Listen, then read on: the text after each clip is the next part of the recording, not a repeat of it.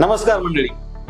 रोज जगताना आपण कुठे ना कुठेतरी इन्स्पिरेशन शोधत असतो. कोणीतरी बक्षीस मिळवलं, कोणीतरी काहीतरी अचिव्हमेंट केली, काहीतरी असाध्य साध्य केलं, किंवा कोणाचं तरी बाहेर खूप कौतुक झालं की आपल्यालाही इन्स्पायर्ड होतं आणि असं वाटतं की आपणही असं काहीतरी आयुष्यात केलं पाहिजे. पण माझा एक तुम्हाला अनुभव सांगतो.